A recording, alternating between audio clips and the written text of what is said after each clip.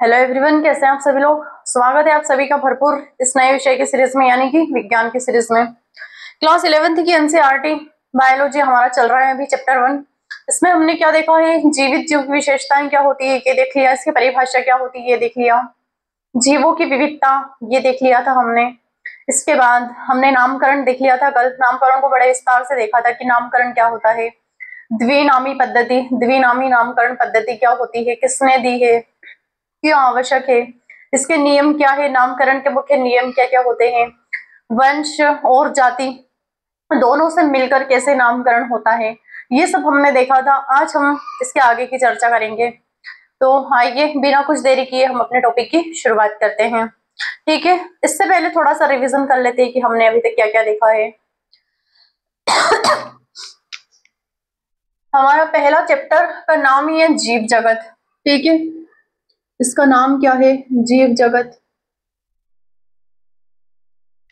अब हम देखेंगे, हमने देखा है अभी तक क्या क्या देखा है, जीव की विशेषताएं क्या है। ठीक है, ये जीव की परिभाषा और जीव की विशेषता,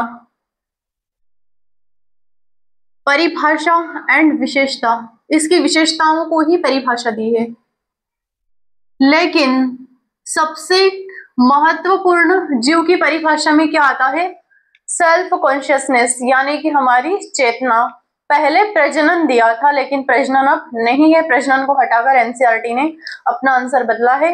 देन आंसर बदलने के बाद उन्होंने जीव की एक महत्वपूर्ण यानी कि स्पेशल विशेषता जो होती है वो क्या है, चेतना। ठीक है, इसको याद रखना। तो जीव की विशेषता में क्या आता है, पहला वृद्धि, सभी जंतु और पौधे वृद्धि करते हैं। बैक्टीरिया, वायरस, शैवाल, एल्गी वगैरह सभी वृद्धि करते हैं। क्रिस्टल भी वृद्धि करते हैं लेकिन जीवित में नहीं आते हैं, ये देखा था हमने। क्रिस्टल वृद्धि करते हैं लेकिन जीवित नहीं है, लेकिन उनमें जीवन नहीं है। ठीक है, फिर दूसरा देखा था हमने प्रजनन। प्रजनन दो प्रकार का होता है, लैंगिक और अलैंगिक, ये भी देख लिया था हमने। अलैंगिक प्रजनन। देन दूसरा क्या देखा था हमने, लैंगिक प्रजनन, asexual reproduction and bisexual reproduction, अलैंगिक प्रजनन। ठीक है, इसके बाद हमने देखा था मेटाबॉलिज्म, उपापचय। उपापचय ये केवल जीवित जीवों में होती है। ठीक है, शरीर में होने वाली सभी रासायनिक अभिक्रियाएं, सभी रासायनिक अभिक्रिया। कैटाबॉलिज्म अलग होता है, एनाबॉलिज्म अलग होता है। ठीक है, पौधों में अलग होता है, देन जंतुओं में अलग होता है, दोनों से मिलकर क्या बनता है, मेटाबॉलिज्म। ठीक है, तो सभी रासायनिक अभिक्रियाएं किसमें, पौधों में और जंतुओं में, पौधों जंतुओं में, ये देख लिया था हमने। इसके बाद देखा था हमने चेतना।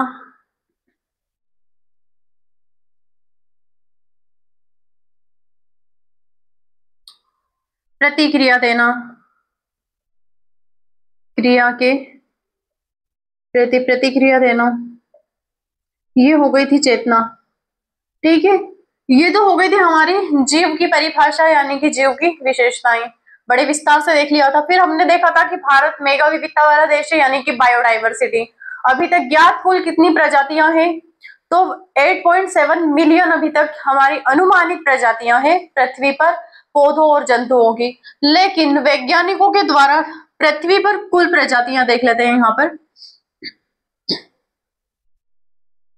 कुल प्रजातियां कितनी है पृथ्वी पर, 8.7 मिलियन। ठीक है, लेकिन वैज्ञानिकों के द्वारा ज्ञात प्रजातियां कितनी है, जो वैज्ञानिकों ने खोजी है वो कितनी है, 1.7 से 1.8 मिलियन। ठीक है, आज अपने समझ में हमने इतना देख लिया था, बायोडाइवर्सिटी की आवश्यकता क्यों होती है, क्यों महत्वपूर्ण है, निश क्या होता है, सभी जंतुओं का अपना एक अलग निश होता है। ठीक है, ताकि हमारा इकोसिस्टम बना रहे। फिर हमने टेक्सोनोमी देखा था। टेक्सोनोमी में क्या होता है, आइडेंटिफिकेशन। टेक्सोनोमी क्या है, मुख्य 3 विशेषताएं इसकी, स्पेशलिटी। पहला है आइडेंटिफिकेशन, आइडेंटिफिकेशन ये देखा था हमने। इसके बाद दूसरा क्या है, नोमेनक्लेचर, नामकरण।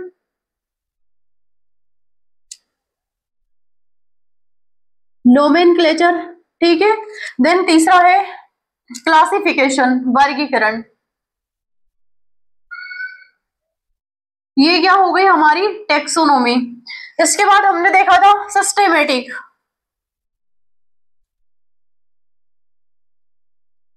आई होप यहां तक का आपको नजर आता होगा। सिस्टेमेटिक्स इसमें क्या है, तीनों आ गए, आइडेंटिफिकेशन आ गया, नोमेनक्लेचर आ गया, क्लासिफिकेशन आ गया, विकासवादी संबंध। इन तीनों को मिलाकर विकासवादी संबंध, ठीक है। विकासवादी संबंध क्या होता है, विकासवादी संबंध क्या होता है, जो अपने विकास कर सके ऐसे जीवों का वर्गीकरण विकासवादी संबंध, ठीक है। इतना हमने देख लिया था। फिर कल हमने देखा था नामकरण, नामकरण क्या होता है, क्यों आवश्यकता पड़ती है, ठीक है।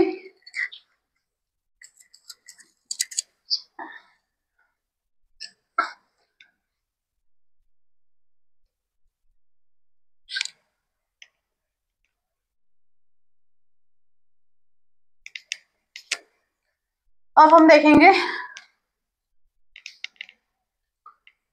वर्ग की श्रेणियां। इससे पहले हम देख लेते हैं कि नामकरण।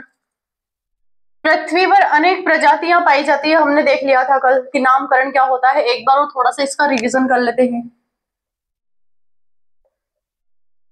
पृथ्वी पर अनेक प्रजातियां पाई जाती है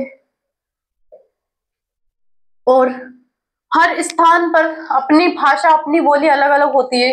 तो प्रत्येक स्थान पर अपनी बोली अलग होती है, प्रत्येक स्थान पर एक ही जीव को अलग अलग नाम से बोलते हैं, अलग नाम से बोलते हैं या फिर अलग नाम से जानते हैं। इससे हमें भ्रम होता है, ठीक है।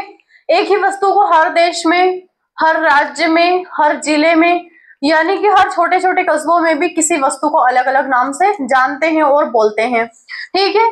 लेकिन इन सभी को जानने में हमें भ्रम पैदा होता है। तो वैज्ञानिकों ने एक निर्णय लिया, एक डिसीजन लिया और उन्होंने तय किया कि एक सभी का, एक ही जीव का, एक जीव का एक यूनिवर्सल नाम होना चाहिए, यानी कि वैश्विक नाम। सभी का एक यूनिवर्सल नाम होना चाहिए, यानी कि वैज्ञानिक नाम, जिसे हम वैज्ञानिक नाम भी बोलते हैं, ठीक है। तो ये नामकरण पद्धति इसीलिए लेकर आए वैज्ञानिक, ताकि हमें भ्रम उत्पन्न ना हो। यदि कोई भी वस्तु मिले हमें तो उसका एक नाम होना चाहिए यूनिवर्सल, यानी कि वैश्विक तौर पर उसका एक नाम होना चाहिए, ताकि किसी को भी भ्रम उत्पन्न ना हो। भले उसे हर एरिया में, हर राज्य में, हर देश में अलग अलग नाम से जाना जाता हो, ठीक है। इतना आया समझ में। फिर हमने देखा था द्विनामी नामकरण पद्धति, बायनोमियल नोमेनक्लेचर सिस्टम। ये क्या होता है, ये दिया किसने है, 1753 में किसने दिया था, कार्ल लिनियस ने दिया था, कार्ल लिनियस ने दिया था, ये याद रखना। इनकी कौन सी बुक में दिया था उन्होंने, स्पीसीज प्लांटारम में।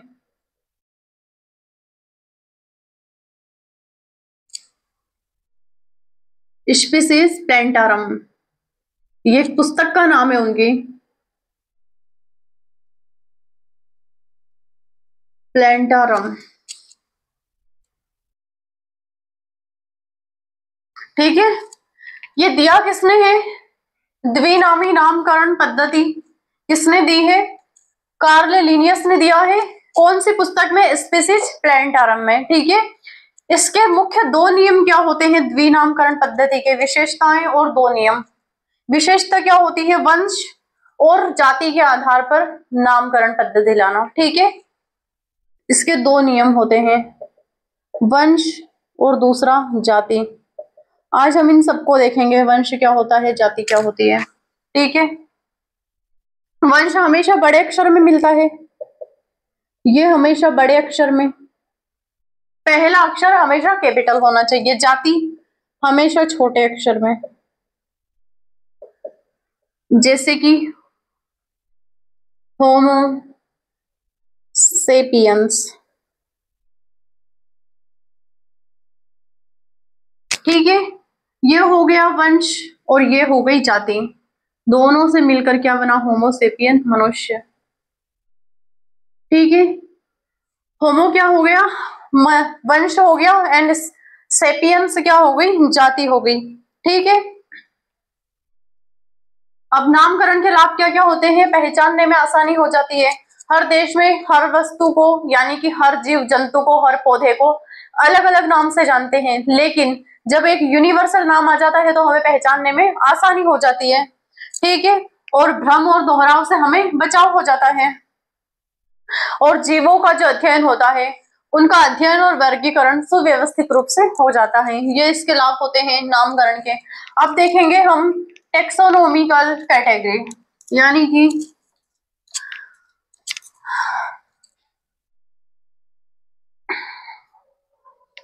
ये क्या होती है? टेक्सोनोमी कैटेगरी, वर्ग की श्रेणियां।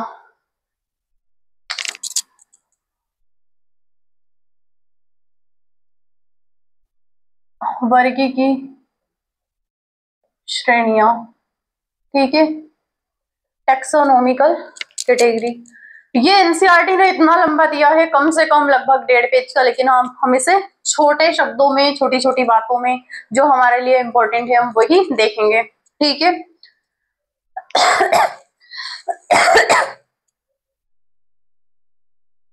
क्यों श्रेणियां दी गई है? क्योंकि जीवों की अपार विविधता है पृथ्वी पर। ठीक है, पृथ्वी पर जीवों की अपार विविधता के कारण, अपार विविधता के कारण टेक्सोनोमिकल श्रेणियां दी गई है।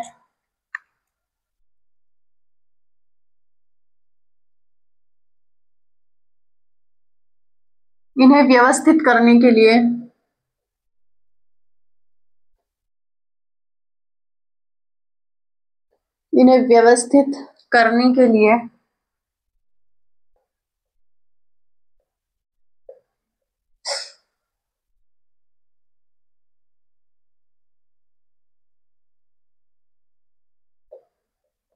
अलग अलग स्तरों या श्रेणियों में बांटना, सभी पौधों और जंतुओं को अलग अलग स्तरों और श्रेणियों में बांटना, व्यवस्थित करने के लिए। ठीक है, श्रेणियों में बांटना आया समझ में? वर्ग की श्रेणियां क्या होती है? पृथ्वी पर जीवों की अपार विविधता के कारण इन्हें सुव्यवस्थित ढंग से अलग अलग श्रेणियों और स्तरों में बांटना। ठीक है,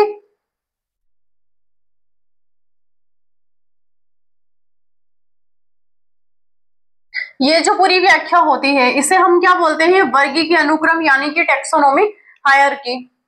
इस पूरी व्याख्या को, यानी कि ये जो वर्गीय की श्रेणियां है, टेक्सोनोमिकल कैटेगरी है, इसकी पूरी जो व्याख्या होती है, इसका एनालिसिस होता है, इसको हम क्या बोलते हैं? टेक्सोनोमिक हायरार्की, यानी कि वर्गीय की अनुक्रम। इस पूरी व्याख्या को, हिंदी इंग्लिश दोनों याद रखना है, इस पूरी व्याख्या को वर्गीय की अनुक्रम, वर्गीय की अनुक्रम या टेक्सोनोमिक हायरार्की,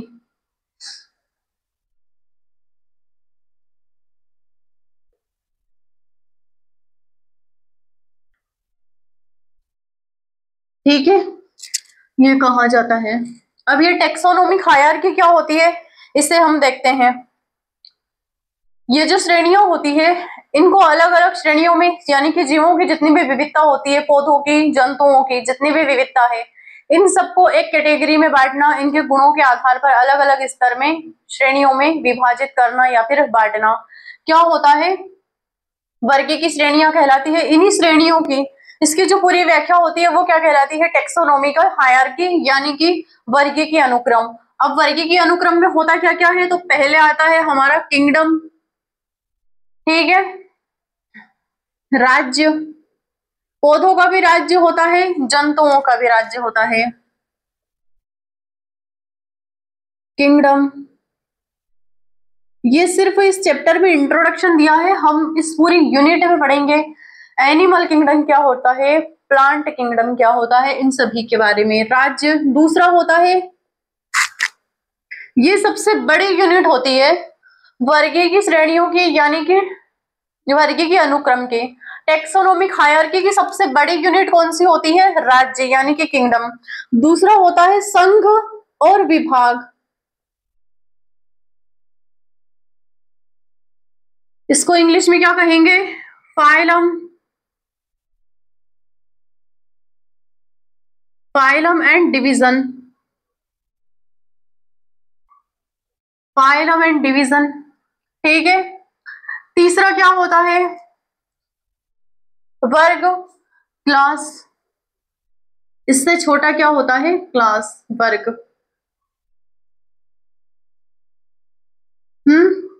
इससे छोटा क्या होता है?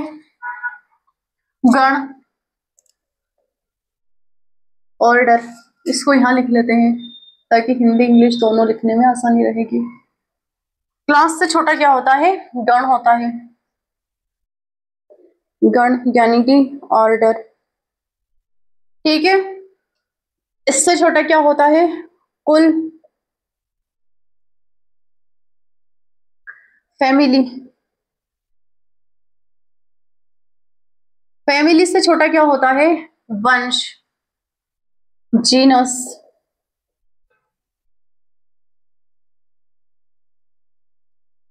एंड जीनस से छोटा, वंश से छोटा क्या होता है? हमारी जाति, स्पीसीज,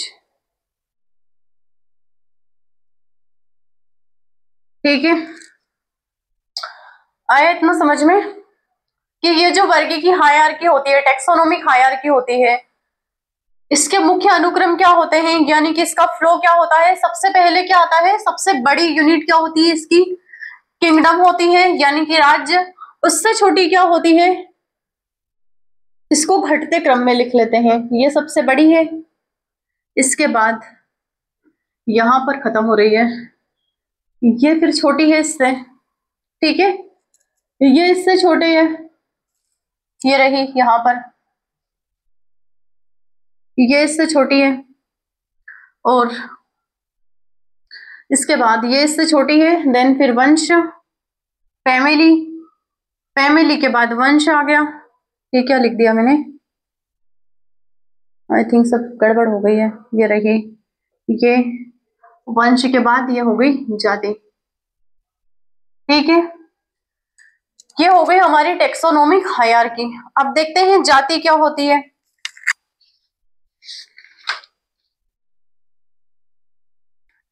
ये वर्गीय के अनुक्रम की पहले हम देख लेते हैं जाति। ये वर्गीय के अनुक्रम की सबसे छोटी यूनिट होती है, सबसे छोटी इकाई क्या होती है? सबसे छोटी इकाई क्या होती है? जाति, ठीक है। इसकी दूसरी विशेषता क्या होती है?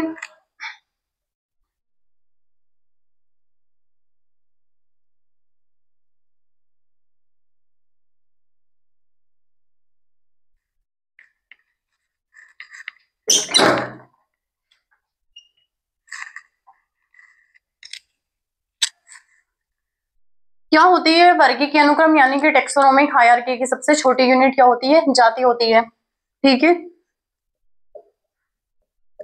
एक ही जाति के जीव आपस में प्रजनन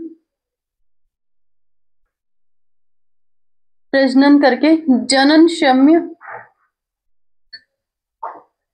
जननक्षम्य संतति की उत्पत्ति करना, या फिर संतान उत्पन्न करना, संतान उत्पन्न करना, ये हो गई जाति।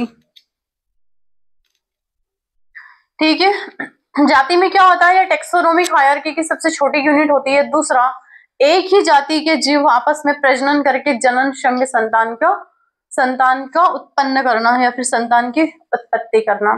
ठीक है, वो खुद भी जननक्षम्य हो। ठीक है, अब दूसरा क्या आ गया, वंश।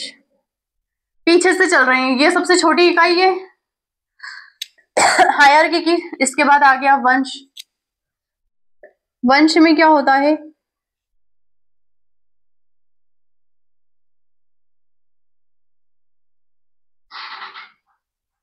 दो समान जातियों का समूह, दो समान जाति का समूह वंश कहलाता है। दो समान जाति का वंश के समूह क्या कहलाता है, वंश कहलाता है। इसमें कुछ भिन्नता तो होती है लेकिन इसके कार्य और लक्षण दोनों समान होते हैं। किसके, वंश के। क्या होती है, दो समान जातियां मिलकर क्या बनाती है, वंश। लेकिन भिन्नता के साथ लक्षण और कार्य समान होते हैं। उदाहरण के लिए लक्षण और कार्य समान होते हैं। ठीक है, कैसे, जैसे कि ऊपर का मिटाना पड़ेगा वंश को समझाने के लिए।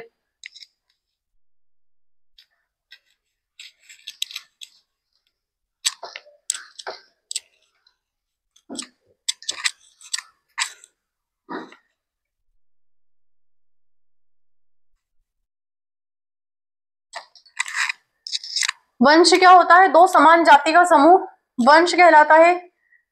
भिन्नता तो होती है लेकिन लक्षण और कार्य इनके समान होते हैं। किनके, वंश के। जैसे कि पैंथेरा,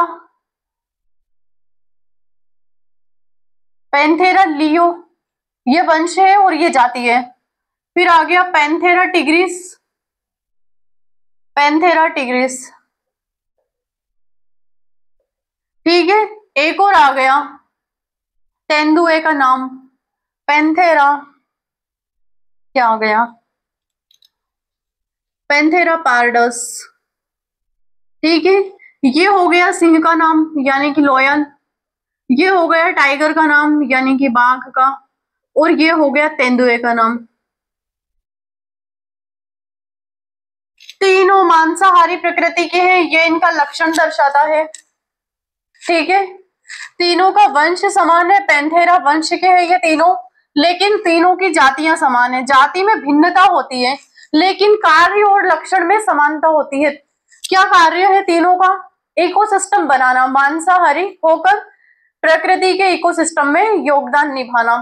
ठीक है, ये हो गया, ताकि अगर ये तीनों नहीं रहेंगे, तेंदुआ नहीं रहेगा, बाघ नहीं रहेगा, लोयन नहीं रहेगा, तो शाकाहारी जीव बढ़ जाएंगे। शाकाहारी जीव बढ़ेंगे तो प्रकृति का जो इकोसिस्टम है वो धीरे धीरे धीरे धीरे समाप्त होता जाएगा। इसलिए इनके कार्य भी समान है और लक्षण भी समान है। ठीक है, वंश समान है लेकिन जाति भिन्नता होती है। तो क्या हो गई, दो जाति का समूह क्या कहलाता है, वंश कहलाता है। ठीक है,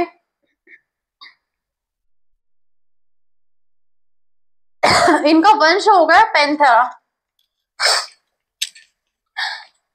ये हो गया जाति और वंश। वंश के बाद क्या देखा था हमने, फैमिली, कुल देखा था कि ये किस फैमिली से बिलोंग करते हैं। अब आ गया हमारा कुल। अब देखते हैं फैमिली क्या होती है इनकी, फैमिली। ठीक है, आ गया समान वंशों का समूह, दो समान जातियों का समूह क्या कहलाता है, वंश। समान वंशों का समूह क्या कहलाता है, जाति, सॉरी, कुल कहलाता है। समान वंशों का समूह, समान वंशों का समूह क्या कहलाता है, समान वंशों का समूह क्या कहलाता है, कुल कहलाता है। उदाहरण के लिए पैंथेरा किनका वंश है, सिंह का, सिंह, बाघ और तेंदुआ, इन तीनों का वंश क्या है, पैंथेरा, पैंथेरा वंश है इनका। और फेलिस बिल्ली का वंश है, इनका वंश क्या हो गया, ये पैंथेरा वंश है। ठीक है, अब जो बिल्ली होती है इसका वंश क्या है, फेलिस।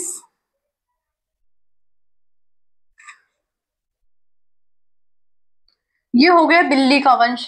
अब दो समान वंशों का समूह क्या कहलाता है, कुल कहलाता है। अब इनका कुल क्या हो गया, फेलिडाई।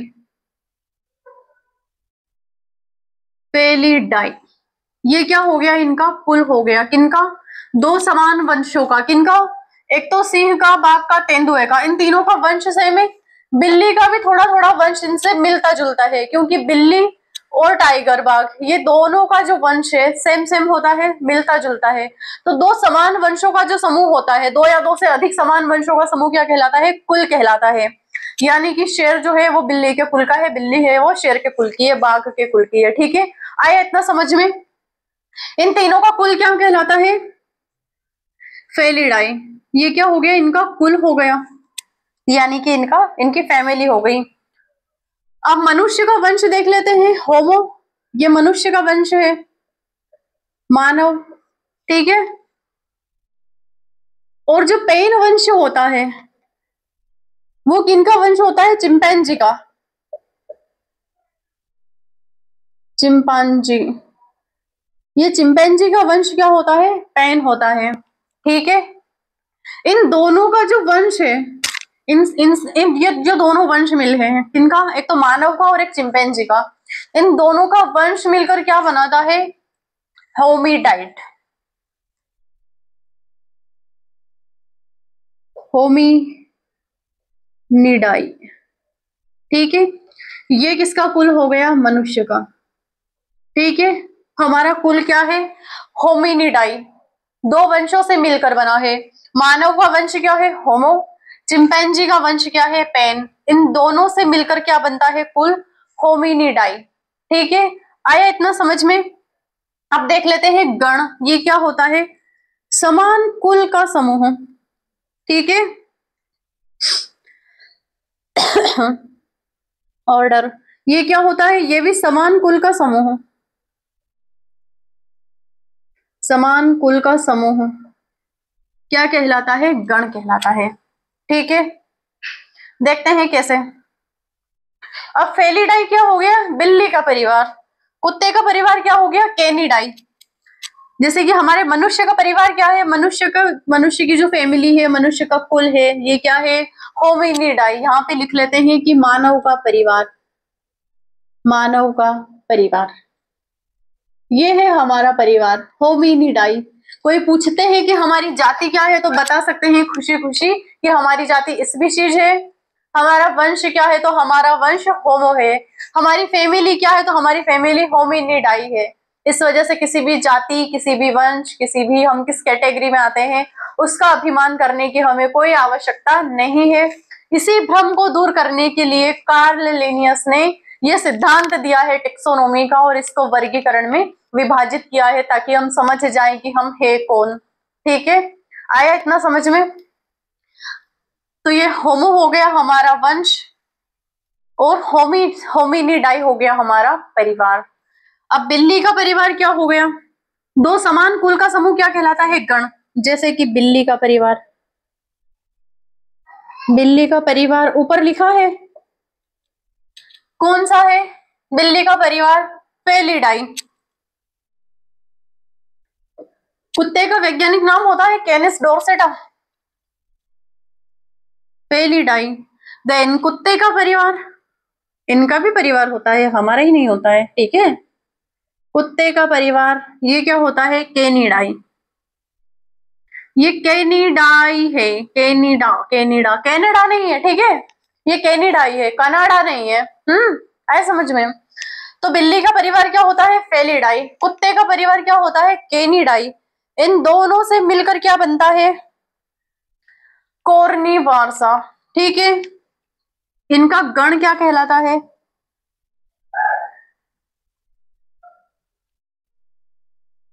केरनी। ये इनका गण कहलाता है। दो कुल मिल गए। अब देखते हैं हमारा गण क्या है, हमारा मनुष्य का परिवार क्या है, होमिनिडाई। अब यहाँ पर किसका परिवार आ जाएगा, ये तो हो गया मनुष्य का परिवार। अब यहाँ पर हम लिख देते हैं पेंगिडाई या फिर पेंजिडाई। ये किसका परिवार है, कपी का परिवार। हमने हिस्ट्री में पढ़ा है कि हमारा जो विकास है, मानव का विकास, वो बंदरों के जीन से हुआ है, लेकिन हमारा जो परिवार है वो अलग है। कपी वानरों का परिवार अलग होता है, ठीक है, यानी कि वानर का परिवार। पेंगिडाई क्या होता है, वानर का परिवार, ठीक है। अब शायद भ्रम दूर हो गया होगा कि हमारी उत्पत्ति किससे हुई है। हमारी उत्पत्ति बंदरों से नहीं हुई है। देख लो, पेंगिडाई किनका परिवार है, वानर का परिवार। हमारा परिवार क्या है, होमिनिडाई। दोनों से मिलकर एक गण बनता है, कौन सा गण बनता है, प्राइमेट्स।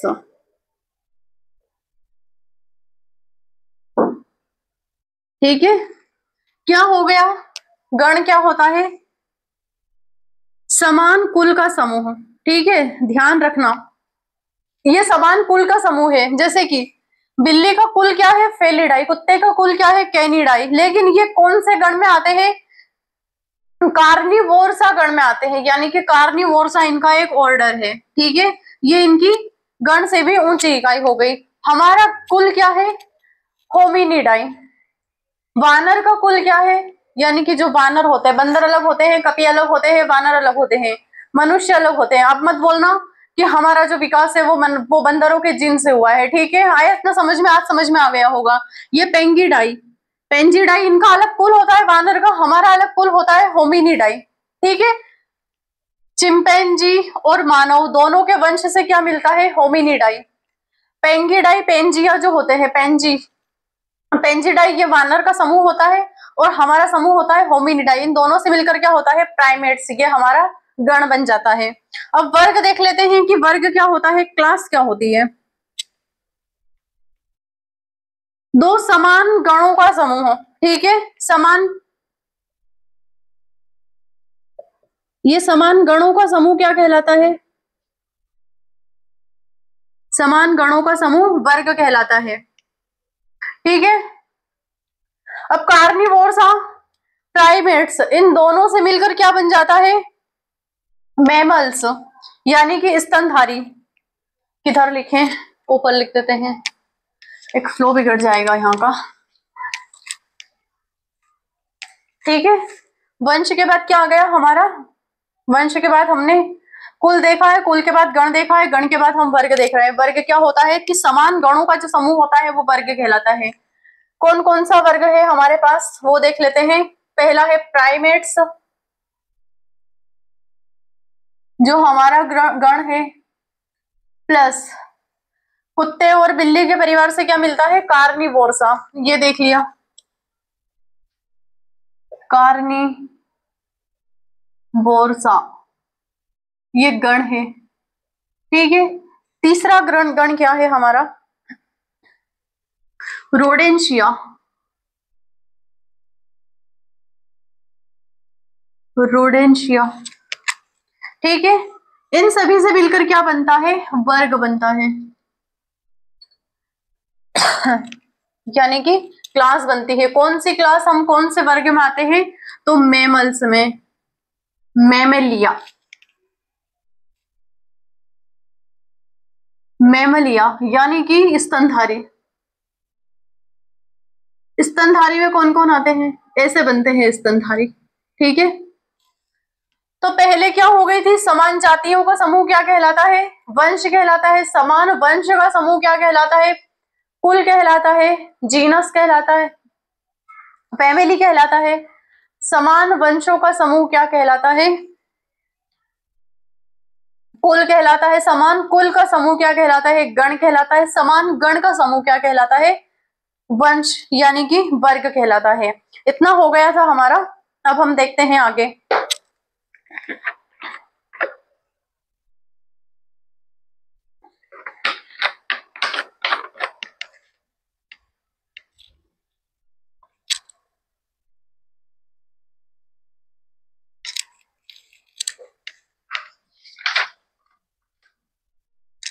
अब लास्ट में आ गया हमारा संघ और विभाग।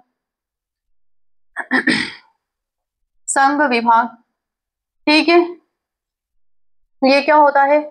समान वर्गों का समूह, ठीक है। समान वर्गों का समूह, समान वर्गों का समूह क्या कहलाता है? संघ और विभाग कहलाता है। अब पशुओं के लिए क्या होता है? संघ होता है, और जंतुओं के लिए विभाग होता है, ठीक है। पशु और जंतुओं के लिए होगा डिवीजन, और फाइलम होगा पौधों के लिए, ठीक है। देखते हैं, ये जो संघ होगा ये किसके लिए होगा? जंतुओं के लिए।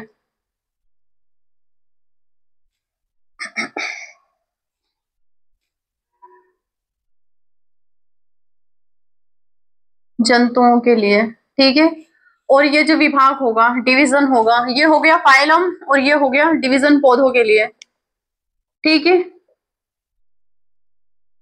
पौधों के लिए।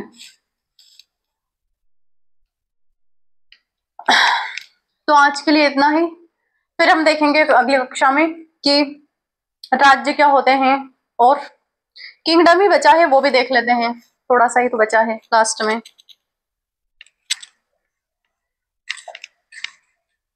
ये संघ और विभाग क्या होता है? समान वर्गों का समूह संघ होता है। देखते हैं स्तनधारी जो मेमल्स होते हैं, मेमलिया, स्तनधारी प्लस, एक तो ये वर्ग हो गया हमारा मेमल्स वाला, दूसरा हो गया एव्स। एव्स क्या होता है? ये पक्षी का वंश हो गया।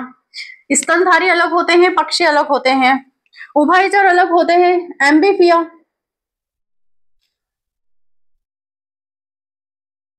एम्फीबिया ये अलग वंश हो गया इनका। इन सभी से मिलकर क्या बनता है?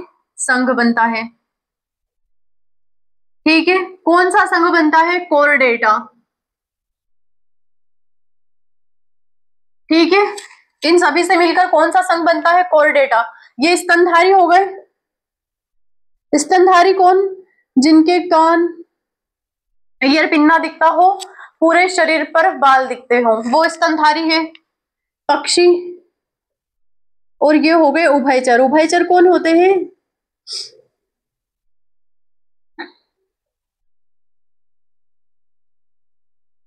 उभयचर जो जल में भी रहते हैं और थल में भी रहते हैं। इन सभी से क्या मिलता है? संघ बनता है, कोऑर्डिनेटा समूह बनता है। अब देख लेते हैं राज्य यानी कि किंगडम। ये क्या होती है? ये टेक्सोनोमिकल हायरार्की की सबसे बड़ी यूनिट होती है। किंगडम क्या होती है? किंगडम ये टेक्सोनोमिकल हायरार्की की सबसे बड़ी यूनिट होती है।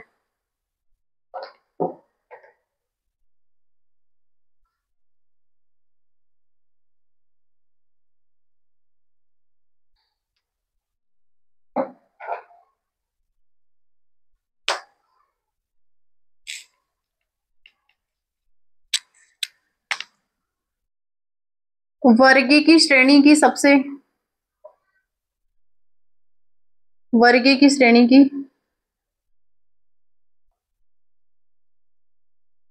सबसे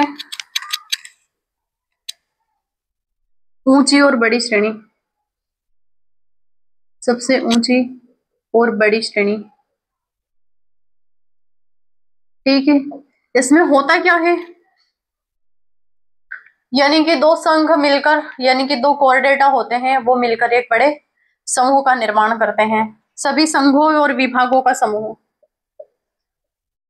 सभी संघ यानी कि फाइलम और सभी डिवीजन का समूह, सभी संघों विभागों का समूह, विभागों का समूह क्या कहलाता है? हमारा किंगडम कहलाता है, यानी कि साम्राज्य कहलाता है, ठीक है।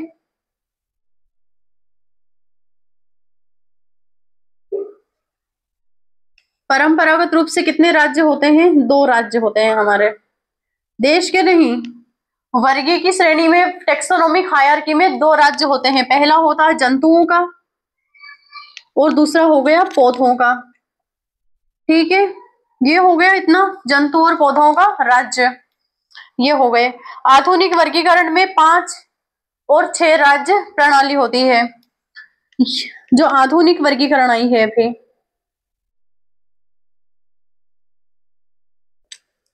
आधुनिक वर्गीकरण में कितनी होती है? 5 से 6 राज्य, ठीक है, 6 राज्य प्रणाली होती है। क्या क्या देखा है हमने आज टेक्सोनोमिकल हायरार्की में? वंश देखा है, सबसे पहले जाति, फिर वंश। वंश क्या होता है? 2 जातियों का समूह होता है, ठीक है। फिर क्या देखा था? वंश के बाद 2 वंशों का समूह क्या होता है? फैमिली, यानी कि कुल कहलाता है। फिर 2 कुल का जो समूह होता है वो क्या कहलाता है? गण कहलाता है। फिर 2 गणों का समूह क्या कहलाता है? वर्ग कहलाता है। 2 वर्गों का समूह क्या कहलाता है? संघ और विभाग कहलाता है। और सबसे बड़ी यूनिट क्या होती है? हमारी राज्य, यानी कि किंगडम। राज्य 2 प्रकार के होते हैं, एक तो प्लांट का होता है, प्लांट किंगडम, एंड दूसरा एनिमल किंगडम। तो हमने इतना देखा है, तो क्लास को देखते रहिएगा, पढ़ते रहिएगा। बाय, गुड डे, धन्यवाद। क्लास कैसी लगी है लाइक शेयर कमेंट जरूर करना, ठीक है।